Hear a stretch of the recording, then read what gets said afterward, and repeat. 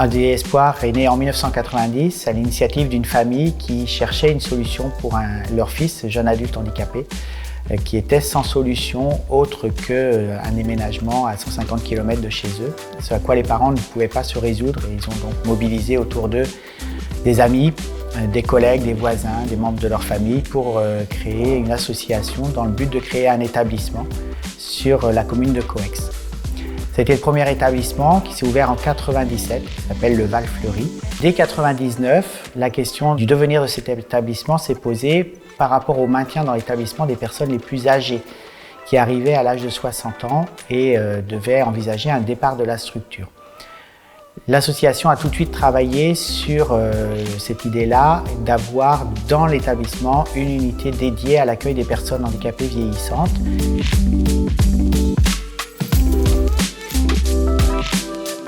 En même temps où on se préoccupait du devenir des personnes handicapées vieillissantes, au niveau du Val Fleury, le département, lui, portait une réflexion sur des personnes handicapées vieillissantes mais qui vivent au domicile de leurs parents, eux aussi âgés forcément. En lien avec les pouvoirs publics qui avaient cette préoccupation-là, en lien avec des familles qui vivaient cette situation, AD Espoir, on a décidé donc de porter le projet de création de la maison d'accueil familiale, qui s'est appelée Marie-Claude Minier, qui maintenant s'appelle le Bois-Tissando, avec comme objectif de répondre à ces attentes des familles, de continuer à vivre leur vie familiale malgré l'âge et la dépendance. Voilà, donc progressivement, entre 2002 et 2007, le projet s'est structuré et l'inauguration de la maison du Bois-Tissando a eu lieu donc, en décembre 2007.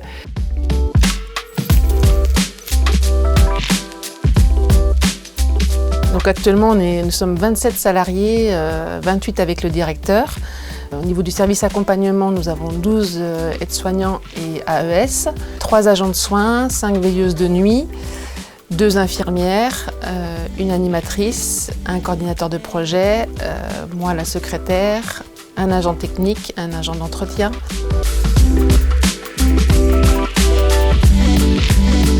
Pour répondre à tous les besoins au niveau émotionnel, culturel. On a une équipe assez large, on est une douzaine d'accompagnants que sur la journée. Et en fonction des affinités de chacun, on arrive à répondre aux besoins aussi de chaque personne. C'est vraiment l'accompagnement au plus proche du besoin de la personne, dans le respect de ce qu'elle est, de ce qu'elle aime, de ce qu'elle veut pas. Et vraiment l'accompagnement, c'est l'accompagnement à côté, quoi. L'idéal de l'accompagnement, ce serait même de ne pas être là. Comme si c'était eux qui faisaient, alors qu'on est là pour les aider à faire ce qu'ils ne peuvent plus faire, mais comme s'ils ne nous voyaient pas, ils ne se rendaient pas compte qu'on était là et qu'ils pensaient faire encore les choses seuls. Ça serait le top de l'accompagnement. Les familles qui viennent au Bois-Tissando viennent en fait pour 2 raisons principales. La première, c'est comment vous pouvez nous aider à continuer à vivre ensemble dans notre réalité familiale, c'est-à-dire dans notre désir de ne pas forcément être séparés, malgré le fait que on vieillit et puis que c'est de plus en plus compliqué pour nous au domicile. Et la deuxième, c'est qu'est-ce qui va se passer pour la personne, en particulier en situation de handicap, qui risque de se retrouver seule au décès de son parent. Toute l'idée du projet était de sécuriser aussi les familles par rapport à ce devenir-là, en entendant bien la question principale qui est le moteur de l'entrée dans cet établissement. Qu'est-ce qu'il deviendra quand je ne serai plus là? La question qu'il se pose depuis la survenue du handicap, qui les hante tous les jours. D'abord, une chose qui nous intéressait, c'est qu'on prenait la maman âgée et le fils handicapé. C'est ça qui nous intéressait, de penser que nous pourrions rester ensemble. Nous venions quelquefois en week-end ou en vacances et Arnaud y était très heureux. Il parlait toujours de revenir un jour ici. Et comme j'étais seule avec lui, fils unique, et que je cherchais quand même une solution pour lui, le préserver un peu des aléas de la vie, et tout en étant épaulé, on a choisi le Bois-Tissando. Nous étions à Poitiers avant, nous avions un grand réseau d'amis.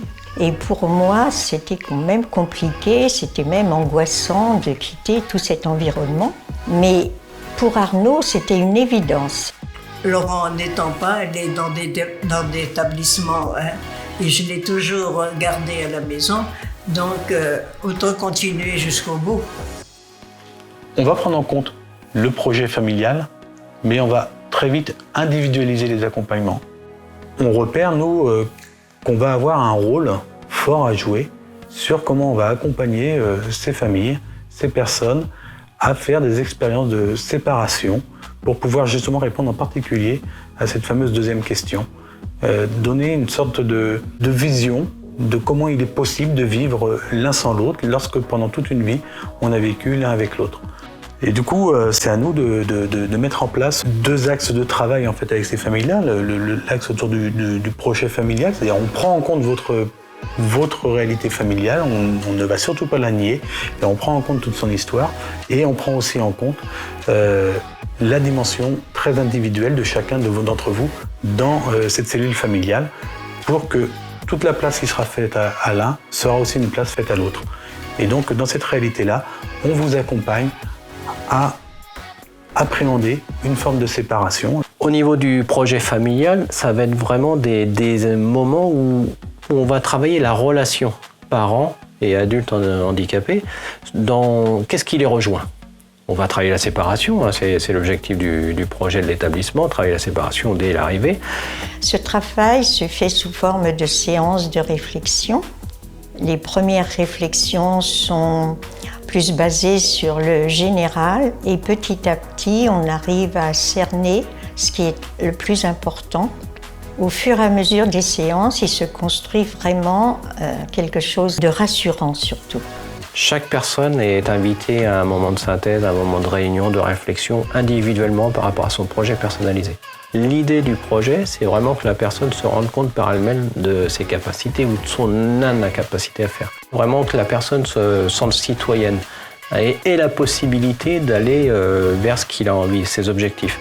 Bien sûr que c'est des fois compliqué, hein, mais on va tendre vers ça. On est très indépendant là. On est très indépendant parce que maman, je la laisse le plus possible se reposer, dormir parce qu'elle arrive à 103 ans. Chaque personne qui rentre au Boîtier sans dos a 2 personnes qui on appelle leurs coordinateurs et vont les accompagner dans leurs projets, dans leurs besoins. Les besoins au quotidien vont être assurés par tout le monde. Mais après, le recueil de données, comme on appelle ça, pour les besoins de chacun et chacun ses volontés, c'est souvent les coordinateurs qui le font. Chaque résident a ici au Boîtier sans dos un studio très spacieux et il y a 3 salles à manger, lieu de rencontre, de convivialité.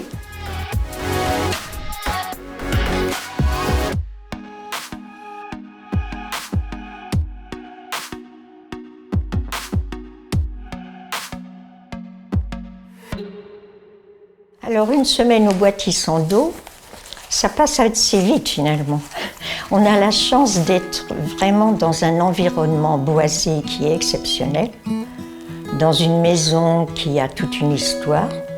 Et nous avons évidemment des plans de semaine qui, à partir de 10h30, nous précisent les activités très variées qui sont proposées.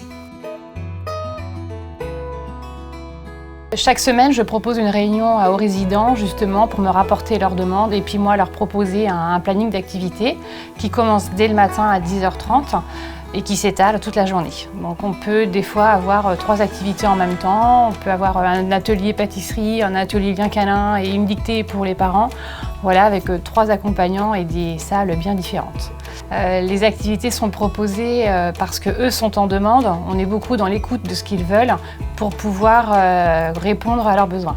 Tout ce planning d'activités, en fait, il est aussi fait en collaboration avec mes collègues au pôle de coordination pour justement mettre en commun les rendez-vous qui intègrent les résidents dans leurs projets, les rendez-vous médicaux, voilà, pour pouvoir apporter un planning d'animation concret pour les résidents qui correspondent avec leur temps libre.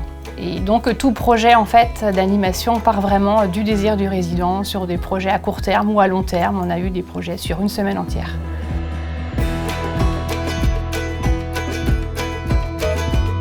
En plus, on a la liberté d'aller à l'extérieur pour d'autres activités, par exemple piscine, cinéma, exposition. Enfin, on est très libre dans ce domaine. Chacun est libre d'aller à l'extérieur, il n'est pas contraint de rester dans l'institution. On a des résidents qui font du piano, des cours de chant, de la peinture. C'est moi qui je fais des cours de peinture tous les jeudis. Ça, c'est moi qui l'ai trouvé, ce modèle.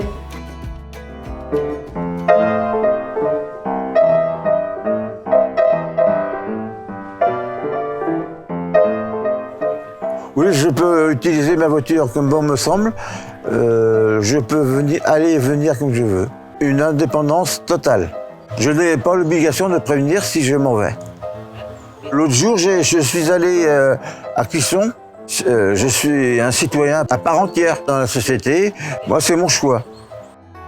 On fait aussi intervenir des intervenants extérieurs sur 2 fois par mois, comme la gym adaptée pour les personnes en situation de handicap, et puis des séances de méditation.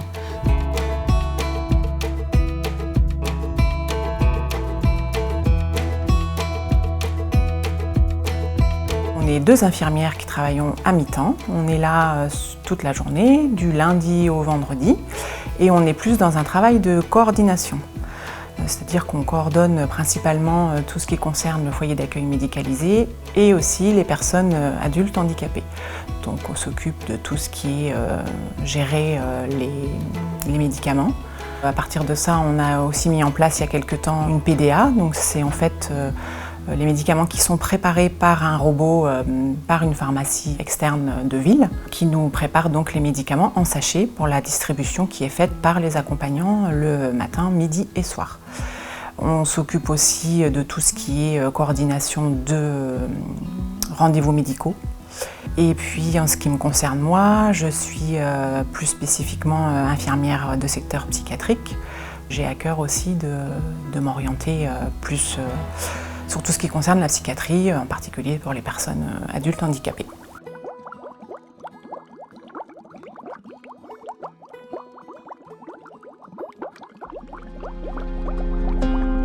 Le concept Snows-Hélène est arrivé au Bois Tissando en fait par des séances de bien-être appliquées aux résidents. Donc là, on lisait des textes de relaxation.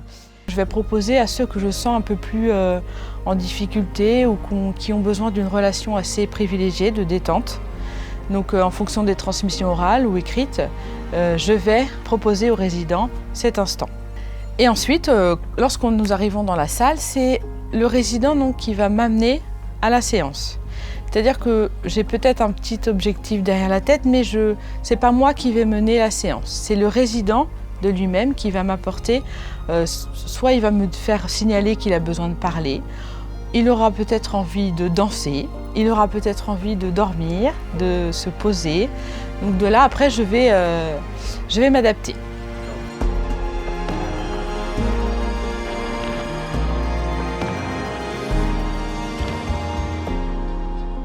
Le temps Snows-Hélène, il fait vraiment partie du bien-être au travail. C'est un projet que la direction a validé.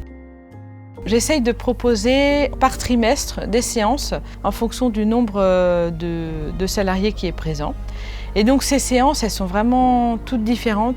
Il en ressort vraiment un moment de relâchement dans le travail. Et ça, c'est vrai qu'en général, elle me dit que c'est bénéfique pour le reste de la journée. Et puis ça nous permet de se poser, d'avoir une bonne relation entre nous aussi.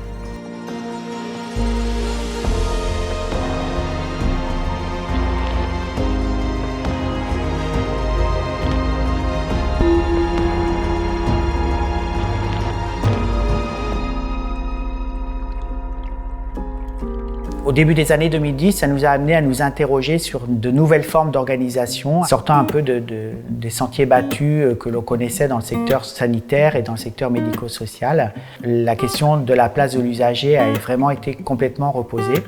Et ce faisant, la relation professionnelle-usager a été aussi complètement requestionnée. Et le souhait de l'association, ça a été de pouvoir continuer à se développer sans créer plus de distance entre le conseil d'administration qui porte la stratégie, qui porte la politique, qui porte les valeurs associatives, et les usagers, les familles, les partenaires et en premier lieu aussi les salariés qui sont sur le terrain tous les jours à mettre en œuvre le projet associatif. Ça, c'est les deux fondements de la démarche que l'on a appelée responsabilité sociétale des organisations.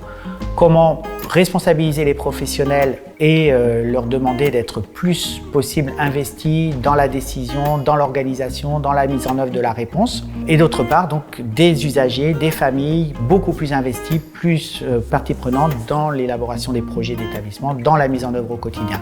Et aujourd'hui, la démarche qui est engagée auprès des soignants, c'est plutôt le matin, frapper à la porte de la chambre, rentrer, je suis là pour t'aider, là où tu ne peux pas être, là où tu ne peux pas faire. Mais pas plus. Et que c'est donnant-donnant, je te donne de mon temps, je te donne de ma compétence, je te donne du salaire, et toi en retour, tu me donnes de la reconnaissance, tu me donnes tes capacités que tu mobilises au maximum pour la vie du projet.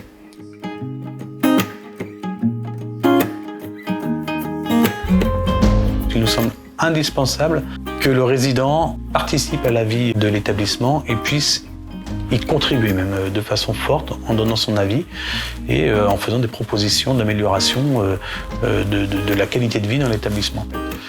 Le Conseil de la vie sociale est composé de plusieurs collèges, un qui représente les personnes en situation de handicap, un qui représente les personnes âgées et un qui représente les familles extérieures en fait, à l'établissement. Et le président du Conseil de la vie sociale est nommé parmi ses élus. Et là, aujourd'hui, c'est une personne représentante des personnes en situation de handicap qui est présidente du Conseil de la vie sociale et elle est aidée dans ses fonctions par un salarié de l'établissement qui n'a qu'un rôle de facilitateur et surtout pas un rôle de décisionnaire. Les sujets sont le linge, les repas, les sorties, les voyages, les transferts, la vie des résidents en général et puis leur accoutumance, ce qui les gêne, ce qui leur plaît, ce qui ne leur plaît pas, l'organisation des activités. Ça m'apporte pas mal de responsabilités, ça c'est sûr, mais disons que ça me permet d'être plus en contact avec les gens qui sont ici, et puis de leur demander ce qui va pas, et puis de m'ouvrir un peu mieux aux handicapés, moi-même étant handicapée aussi. On se met tous les deux, mon facilitateur et moi, à taper le compte-rendu du CVS. Et ensuite, on l'affiche dans les 3 salles à manger qu'il y a au Boitis-en-d'Eau. Il peut avoir 2 voire 3 hébergements temporaires en même temps ou fractionnés sur l'année. On a soit des gens de l'association qui viennent chez nous pour faire des séjours justement de répit par rapport à leur lieu de vie habituel, ou alors du répit familial, des aidants qui demandent à souffler un petit peu et du coup la personne soit âgée, soit adulte handicapé intègre le Boitis-en-d'Eau pour un hébergement temporaire. Il y a aussi des découvertes au niveau de la collectivité. Il y en a certains qui n'ont jamais connu l'établissement et seulement chez eux, et c'est un avant-goût pour découvrir cette collectivité qu'ils ne connaissent pas. Et il y a aussi des hébergements d'urgence quand les situations de famille deviennent difficiles. Pour autant, ici, ce n'est pas forcément le lieu dans lequel les gens vont vivre toute leur vie.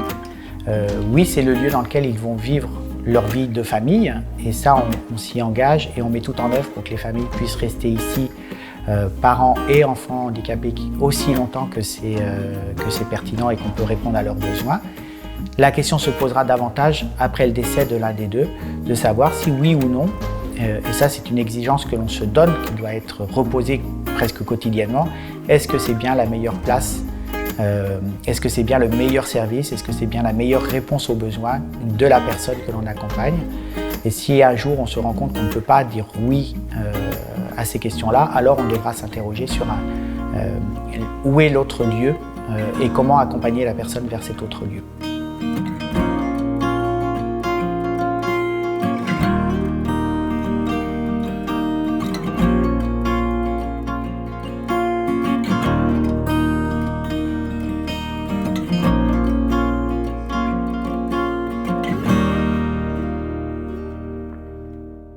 Et comment vous envisagez l'avenir, vous savez quand, Pour l'instant, je reste là. Et peut-être dans les années à venir, on va peut-être se marier quand même. passer au mariage. Et on a déjà vu un tout.